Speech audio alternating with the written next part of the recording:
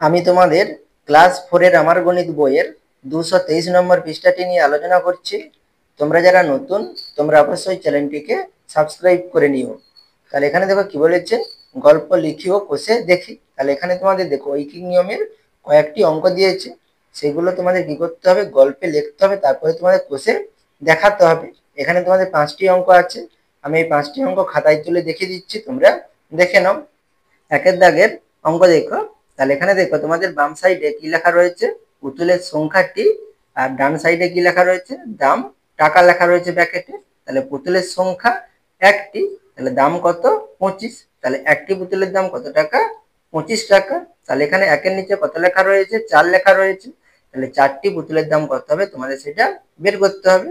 আর নিচে তোমাদের দেখো কি দেওয়া রয়েছে, প্রতিটি পুতুলের দাম সমান। তাহলে এখানে 4টি পুতুলের দাম কি হবে, সমান হবে, ঠিক আছে, কোনোটার দাম বেশি বা কম নয়। তাহলে একটি পুতুলের দাম যদি 25 টাকা হয়, তাহলে 4টি পুতুলের দাম কত হবে। তাহলে এখানে এইটি নিয়ে তোমাদের কি লিখতে হবে, গল্প লিখতে হবে। আমি এখানে কি গল্প লিখেছি, একটি পুতুলের দাম 25 টাকা হলে একই রকম 4টি পুতুলের দাম কত। তোমরা তোমাদের মতো করে গল্প সাজিয়ে লিখতে পারো। তাহলে এখানে দেখো আমাদের পুতুলের সংখ্যা কি 1 থেকে 4 হয়েছে, তাহলে কি পুতুলের সংখ্যা বেড়েছে। তাহলে পুতুলের সংখ্যা বাড়লে তাহলে দামও কি হবে, বাড়বে না কমবে, তাহলে দামও কি হবে, বাড়বে। তাহলে আমরা এখানে কি লিখবো, পুতুলের সংখ্যা বাড়লে দামও কি হবে, বাড়বে। তাহলে এখানে আমরা কি লিখবো, বাড়বে। তাহলে দেখো বাড়লে কি হয়, গুণ হয়, আর কমলে কি হয়, ভাগ হয়। তাহলে এখানে আমাদের বেড়েছে, তাহলে বাড়লে কি করবো, আমরা গুণ করব। তাহলে এখানে আমরা কি লিখবো, একটি পুতুলের দাম 25 টাকা, অতএব 4টি পুতুলের দাম তাহলে কি হবে, বেশি হবে।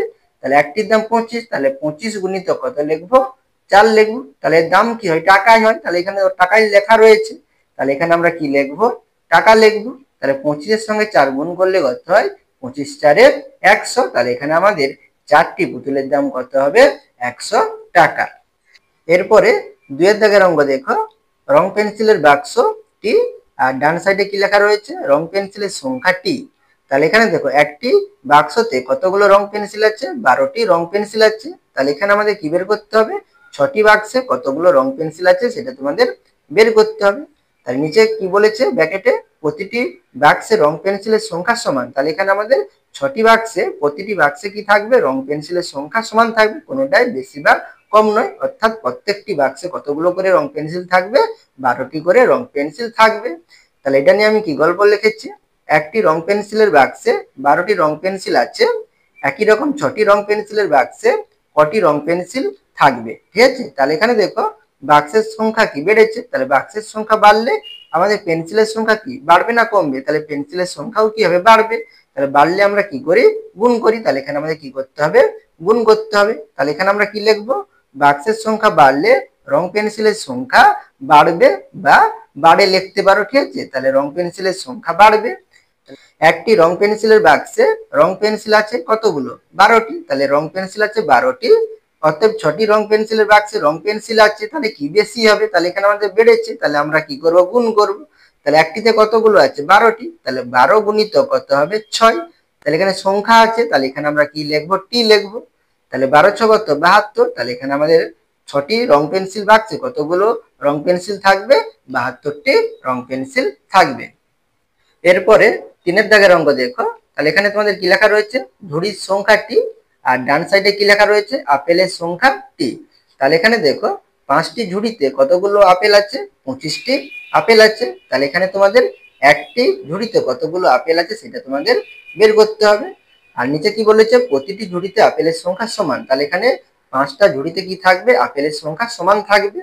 তাহলে এটা নিয়ে আমি কি গল্প লিখেছি, 5টি ঝুড়িতে মোট 25টি আপেল আছে, প্রতিটি ঝুড়িতে আপেলের সংখ্যা সমান থাকলে একটি ঝুড়িতে কটি আপেল আছে। তাহলে এখানে দেখো আমাদের ঝুড়ির সংখ্যা কমেছে, তাহলে ঝুড়ির সংখ্যা কমলে তাহলে আমাদের আপেলের সংখ্যা কি হবে, কমবে না বাড়বে, আপেলের সংখ্যাও কি হবে, কমবে। তাহলে এখানে আমরা কি লিখবো, ঝুড়ির সংখ্যা কমলে আপেলের সংখ্যা তাহলে কি হবে, কমবে। তাহলে এখানে আমরা কমবে লিখবো। তাহলে এখানে কমলে কি হয়, আমাদের ভাগ করতে হয়। তাহলে এখানে আমরা কি করবো, ভাগ করব। তাহলে 5টি ঝুড়িতে আপেল আছে কতগুলো, 25টি, তাহলে 25টি, অর্থাৎ একটি ঝুড়িতে আপেল আছে, তাহলে কি হবে, ভাগ হবে। তাহলে এখানে আমরা 25 ভাগ কত লিখবো, তাহলে এখানে 5টি ঝুড়িতে কতগুলো আপেল আছে, 25টি, তাহলে 25কে কত দিয়ে ভাগ করবো, 5 দিয়ে ভাগ করবো। তাহলে এখানে আমাদের সংখ্যা বেরোবে, তাহলে এখানে আমরা টি লিখবো। তাহলে 25কে 5 দিয়ে ভাগ করলে কত হয়? 5 5 25। তাহলে এখানে আমাদের একটি ঝুড়িতে কতগুলো আপেল থাকবে? 5টি আপেল থাকবে। এরপরে 4 নম্বর দাগের অঙ্ক দেখো। তাহলে এখানে তোমাদের কি বলেছে? খাবার জলের বোতলটি আর ডান সাইডে কি লেখা রয়েছে? জলের পরিমাণ লিটার। তাহলে এখানে দেখো, তাহলে 5টি জলের বোতলে কত পরিমাণ জল আছে? 10 লিটার জল আছে। তাহলে এখানে একটি বোতলে কত পরিমাণ জল আছে সেটা তোমাদের বের করতে হবে। তাহলে প্রতিটি বোতলে জলের পরিমাণ সমান, অর্থাৎ প্রতিটি বোতলে সমান পরিমাণ কি ধরে? জল ধরে। তাহলে এটা নিয়ে আমি কি গল্প লিখেছি? 5টি খাবার জলের বোতলে জল আছে 10 লিটার। প্রতিটি বোতলে জলের পরিমাণ সমান হলে একটি বোতলে কত লিটার জল আছে। তাহলে এখানে আমরা একটি বোতলে কত লিটার জল আছে বের করব। তাহলে এখানে দেখো বোতলের সংখ্যা কি কমেছে, তাহলে বোতলের সংখ্যা কমলে আমাদের জলের পরিমাণও কি হবে? কমবে। তাহলে জলের পরিমাণ কমলে তাহলে এখানে আমরা কি করব? ভাগ করব। তাহলে এখানে আমরা কি লিখব? বোতলের সংখ্যা কমলে জলের পরিমাণ তাহলে কি হবে? কমবে। তাহলে এখানে আমরা কমবে লিখব। তাহলে কমলে কি হয়? ভাগ হয়। তাহলে এখানে আমরা ভাগ করব। তাহলে 5টি বোতলে জল আছে 10 লিটার, অতএব একটি বোতলে জল আছে, তাহলে একটি বোতলে জল আছে কি? কম হবে। তাহলে এখানে আমরা ভাগ করব। তাহলে 5টি বোতলে 10 লিটার জল আছে, তাহলে 10কে কত দিয়ে ভাগ করব? 5 দিয়ে ভাগ করব। তাহলে এখানে আমাদের একক কি আছে? লিটার আছে। তাহলে এখানে আমরা লিটার কথাটি লিখব। তাহলে 10কে 5 দিয়ে ভাগ করলে কত? 5 দুগুণে 10। তাহলে এখানে আমাদের কত লিটার হবে? 2 লিটার হবে। তাহলে একটি বোতলে জল আছে কত? 2 লিটার। এরপরে 5 দাগের অঙ্ক দেখো। আমার জামার সংখ্যা টি আর ডান সাইডে কি লেখা রয়েছে? বোতামের সংখ্যা টি। তাহলে এখানে দেখো জামার সংখ্যা কত দেওয়া আছে? একটি দেওয়া আছে। তাহলে জামার সংখ্যা একটি। তাহলে বোতামের সংখ্যার ঘরে দেখো এখানে ফাঁকা দেওয়া রয়েছে। তাহলে এখানে তোমাদের নিজেদের একটি সংখ্যা বসাতে হবে। তাহলে একটি জামাতে কতগুলো বোতাম আছে? তোমার 6টি বোতাম আছে। তাহলে এখানে আমি 6 লিখলাম। তোমাদের 5 বা 7 থাকলে তোমরা 5 বা 7 লিখবে। তাহলে এখানে একটি জামায় কতগুলো বোতাম আছে? 6টি বোতাম আছে। তাহলে এখানে 6টি জামায় কতগুলো বোতাম আছে সেটা তোমাদের এখানে বের করতে হবে।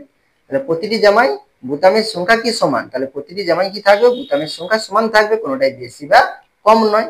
তাহলে এটা নিয়ে আমি কি গল্প লিখেছি? আমার একটি জামায় তাহলে কটি বোতাম আছে? 6টি বোতাম আছে। তাহলে 6টি বোতাম আছে, প্রতিটি জামায় সমান সংখ্যক বোতাম আছে, তাহলে তাহলে কতগুলো জামা? 6টি জামা। তাহলে 6টি জামায় মোট কতগুলো বোতাম আছে? তাহলে এখানে আমি এইভাবে গল্পটি লিখেছি, তোমরা তোমাদের মতো গল্পটি লিখতে পারো। তাহলে এখানে দেখো জামার সংখ্যা কি বেড়েছে। তাহলে জামার সংখ্যা বাড়লে তাহলে বোতামের সংখ্যা বাড়বে না কমবে? তাহলে বোতামের সংখ্যা বাড়বে। তাহলে এখানে আমরা কি লিখবো? জামার সংখ্যা বাড়লে বোতামের সংখ্যা কি হবে? বাড়বে। তাহলে এখানে আমরা বাড়বে লিখবো। ঠিক আছে? তাহলে বাড়লে কি হয়? গুণ হয়। তাহলে এখানে আমরা গুণ করব। তাহলে একটি জামায় বোতাম আছে কটি? 6টি। তাহলে এখানে আমরা 6টি লিখবো। তাহলে 6টি জামায় মোট বোতাম আছে, তাহলে কি বেশি হবে? তাহলে কত হবে? 6টি জামা, তাহলে 6। আর প্রতিটি জামায় কতগুলো করে বোতাম আছে? 6টি করে। তাহলে 6 গুণিতক 6টি। তাহলে 6কে 6 দিয়ে গুণ করলে কত হবে? 36 হবে। তাহলে এখানে আমাদের তাহলে কত হচ্ছে? তাহলে 6টি জামায় কতগুলো? 36টি বোতাম আছে। আশা করি তোমরা এই দুটি পৃষ্ঠার অঙ্ক, এই একটি পৃষ্ঠার অঙ্ক বুঝতে পেরেছো। তোমরা অবশ্যই চ্যানেলটিকে সাবস্ক্রাইব করে নিও এবং আমার পাশে থাকো।